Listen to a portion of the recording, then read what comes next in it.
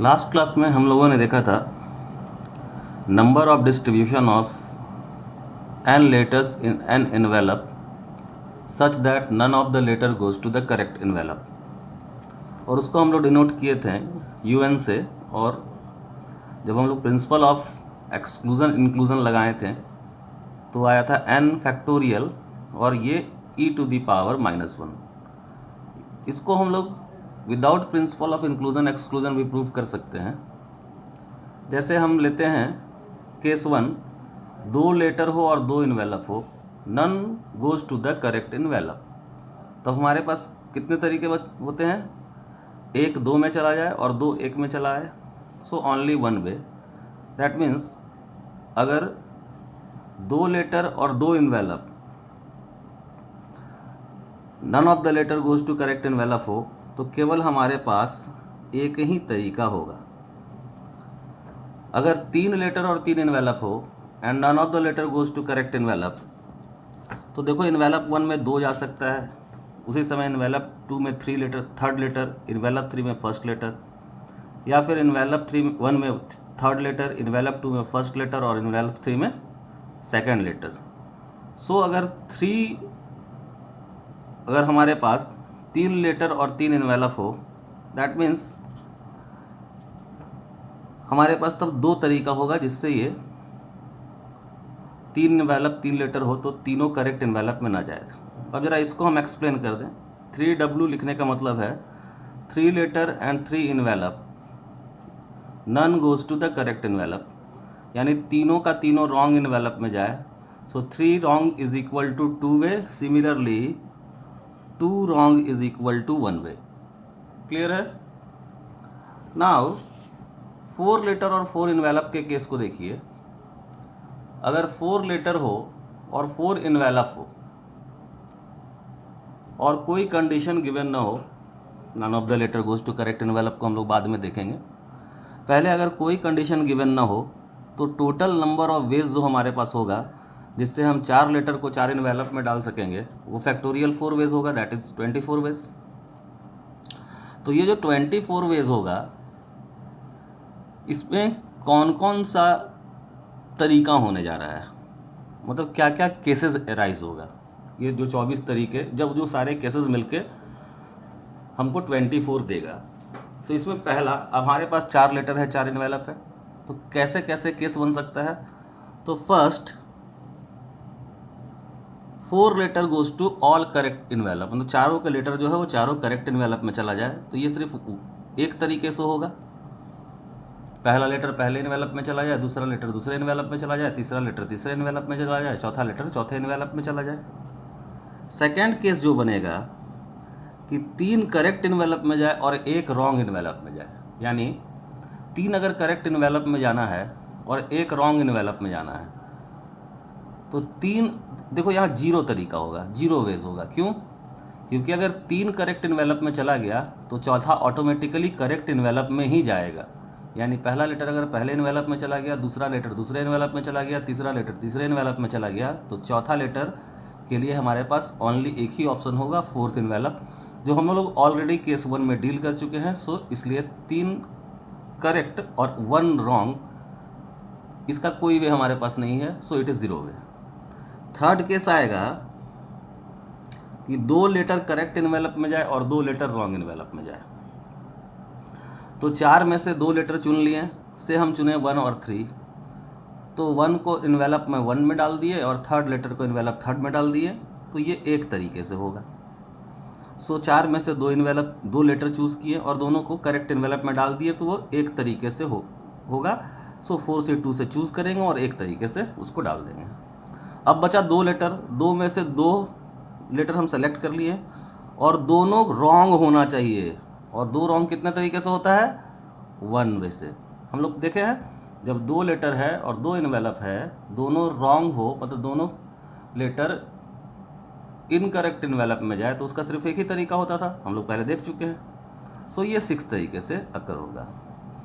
4th, 1 correct जाए और 3 letter incorrect जाए, तो 4 में से 1 चूज़ किए और वो एक ही तरीके से करेक्ट इन्वेलप में चल जाएगा। जैसे 4 में से हम 1 चूज़ किए, मान लो लेटर 1 चूज़ हुआ, तो वो इन्वेलप 1 में चला जाएगा।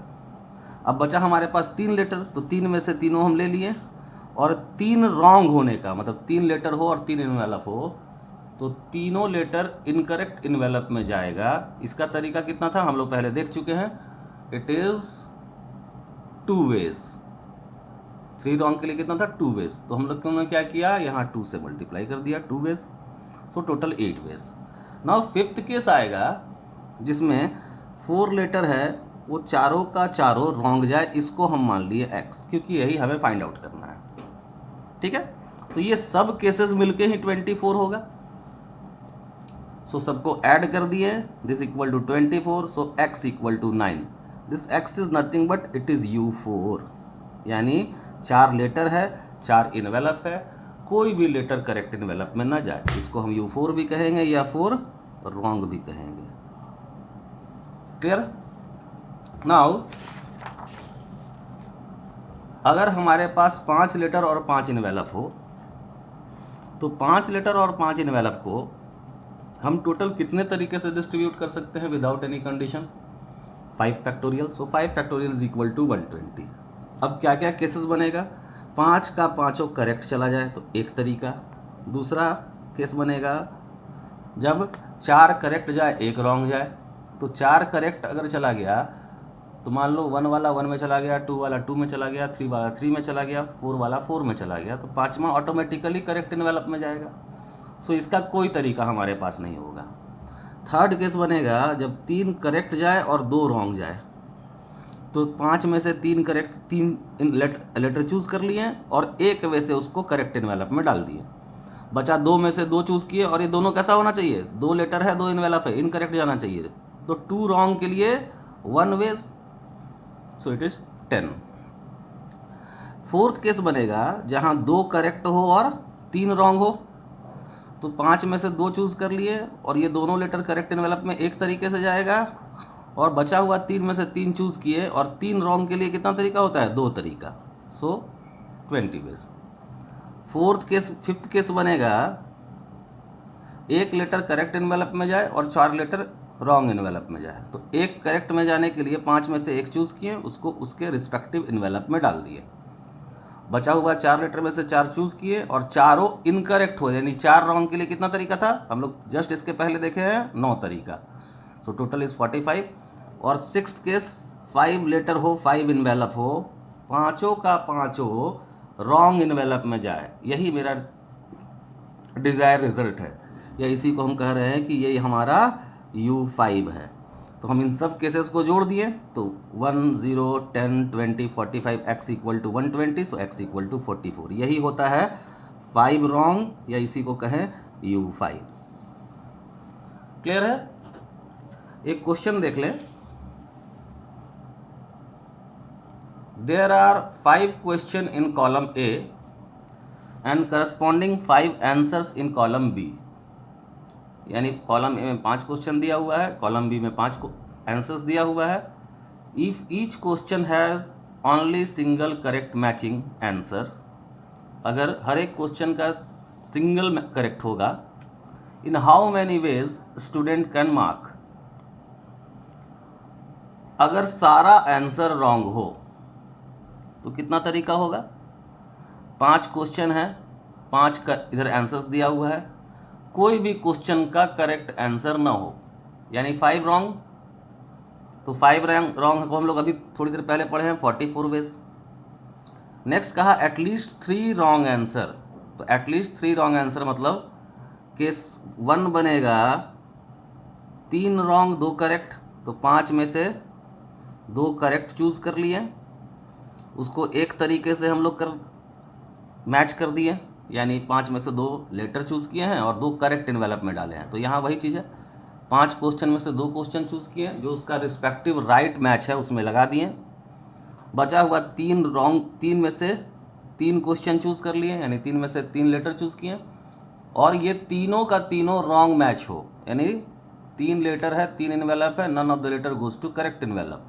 कितने तरीके से होता था? 3 रॉन्ग 2 तरीके से, so the answer is 20 in this case. Second at least 3 कहा है, तो सेकेंड केस बनता है 4 रॉन्ग 1 करेक्ट, तो 5 में से एक चूज़ किए क्वेश्चन, उसको करेक्ट आंसर से मैच करा दिए, यानी 5 में से एक लेटर चूज़ किया गया, उसको करेक्ट एनवेलप में डाल दिया गया। 4 क्वेश्चन बचा हुआ है, उसमें से 4 चूज़ कर लिए और चारों रॉन्ग मैच हो, यानी चारों का चारों लेटर जो हो वो करेक्ट एनवेलप में ना जाए, तो U4 जो होता था वो 9 होता था, सो 9 से मल्टीप्लाई हुआ, दैट इज़ 45। और थर्ड केस बनेगा पाँचों का पाँचों रॉन्ग हो, पाँचों का पाँचों रॉन्ग हम लोग थोड़ी देर पहले देखे हैं।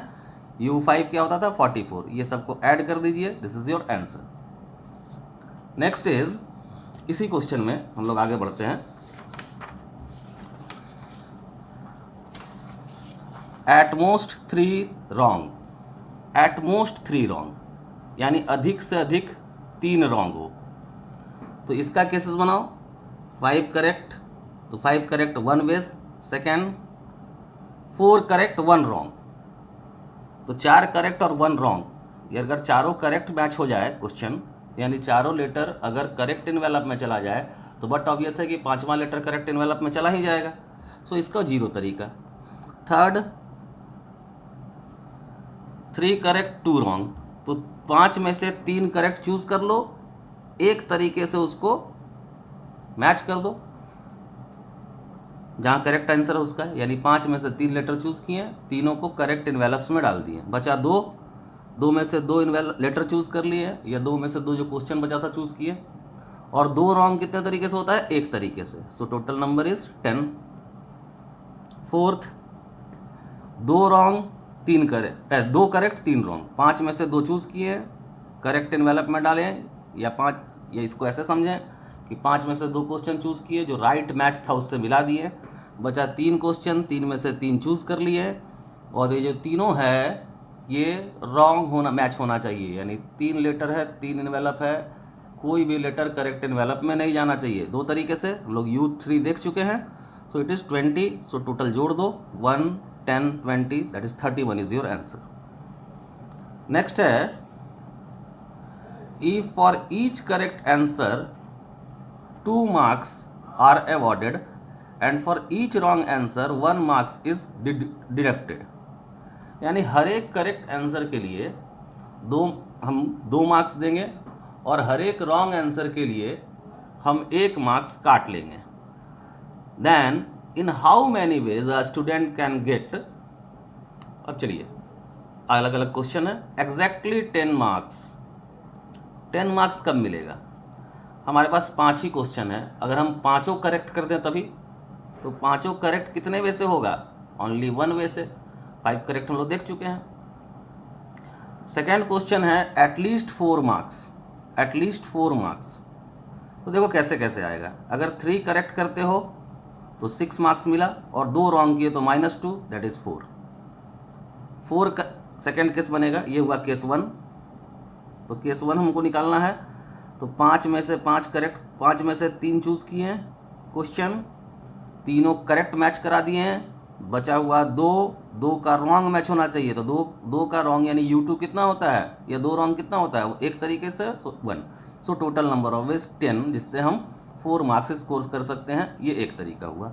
दूसरा तरीका हमारे पास आएगा कि 4 करेक्ट किए तो 8 मार्क्स आया, और 1 रॉन्ग किए तो टोटल 7 आया, तो एटलीस्ट 4 कह रहा था, तो 7 मार्क्स अलाउड है। लेकिन इसका तरीका ज़रा देखा जाए, 4 करेक्ट 1 रॉन्ग, तो अगर 4 करेक्ट क्वेश्चन अगर 4 क्वेश्चन को हम चारों करेक्ट मैचिंग करा दिए, तो बचा हुआ जो क्वेश्चन है उसमें करेक्ट आंसर ही बचेगा, तो 0 वेज। और लास्ट है कि पाँचों क्वेश्चन करेक्ट हो जाए, तो पाँचों क्वेश्चन अगर करेक्ट हो रहा है तब 10 मार्क्स आएगा, एटलीस्ट 4 का है तो ये भी एक्सेप्टेबल है, so 1 ways, so total number of ways is 11। Next कहा एट मोस्ट 4 मार्क्स, तो एट मोस्ट 4 मार्क्स कैसे मिलेगा जरा उसको देख लिया जाए। तो ये डिफरेंट केसेस बनेगा। पहला, पाँचों का पाँचों रॉन्ग हो जाए तो -5, 44 तरीका 5 रॉन्ग का, यानी U5 का। दूसरा कह रहा है 4 रॉन्ग 1 करेक्ट, तो 4 रॉन्ग -4, 1 करेक्ट 2, सो -2, तो 4 रॉन्ग 1 करेक्ट हम लोग देख चुके हैं, 45 वेज। तीसरा तरीका होगा 3 wrong 2 correct, 3 wrong -3, 2 correct 4, so total marks is 1. So 3 wrong 1 correct भी हम लोग देख चुके हैं 20 वेज, ये सब हम लोग कैलकुलेट कर चुके हैं. 2 रॉन्ग 3 करेक्ट, ये है तुम्हारा चौथा तरीका. तो 2 wrong 3 correct, 2 wrong -2, 3 correct 6, that is 4. So at most 4 marks ही चाहिए, इससे ऊपर हम नहीं जा सकते हैं. सो हमारे पास मार्क्स आया 4. तो इसका तरीका कितना होगा, हमारे पास टोटल तरीका हो जाएगा 10, क्योंकि इसको भी हम लोग कैलकुलेट कर चुके हैं. नाउ नेक्स्ट क्वेश्चन कह रहा है मोर देन 4 मार्क्स. तो मोर देन 4 मार्क्स केवल एक ही तरीके से आ सकता है, मोर देन 4, क्योंकि जैसे ही उसके पहले जाएंगे, जैसे 5 का 5 करेक्ट हो जाए तो आपको आ जाएगा 10 मार्क्स. 4 करेक्ट हो और 1 रॉन्ग हो तब भी आपको 7 मार्क्स आएगा, लेकिन तरीका कितना होगा 0. सो इसलिए ये जो आया 1 वेज, इसमें 0 ऐड करेंगे तब भी 1 वेज, क्योंकि इसके बाद अगर 3 करेक्ट और 2 रॉन्ग हो जाता है तो 4 मार्क्स ही आता है. हमको कह रहा है मोर देन 4 मार्क्स, इसलिए मोर देन 4 मार्क्स में 2 ही केस शामिल होगा, 5 करेक्ट या 4 करेक्ट 1 रॉन्ग.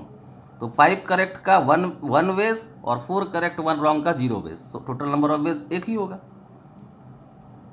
नेक्स्ट कह रहा है पॉजिटिव मार्क्स. तो किस किस केस में पॉजिटिव मार्क्स आ रहा है, पॉजिटिव मार्क्स आएगा 5 करेक्ट में, 3 करेक्ट 2 रॉन्ग, यहाँ देखिए 3 करेक्ट 2 रॉन्ग में पॉजिटिव मार्क्स, 2 करेक्ट 3 रॉन्ग, यहाँ भी पॉजिटिव मार्क्स 1, और एक 4 करेक्ट 1 रॉन्ग, इसमें भी पॉजिटिव मार्क्स 7, लेकिन इसका वेज 0 हो जाता है, इसलिए हम उसको कंसिडर नहीं कर रहे हैं. तो टोटल वेज कितना होगा, 5 करेक्ट का 10 मार्क्स आएगा, उसका 1 वेज, 3 करेक्ट 2 रॉन्ग का 10 वेज, यहाँ हम लोग निकाल चुके हैं, और 3 रॉन्ग 2 करेक्ट, यानी 2 करेक्ट 3 रॉन्ग का 20 वेज जो यहाँ निकाल चुके हैं. सो total number of ways is 31. Negative marks कब आएगा, जब 5 रॉन्ग हो जाए या 1 करेक्ट 4 रॉन्ग हो. तो 5 रॉन्ग होगा 44 तरीका, 4 रॉन्ग 1 करेक्ट, यहाँ भी निगेटिव मार्क्स आएगा 45 तरीका. सो 44 + 45 89 वेज. क्लियर है.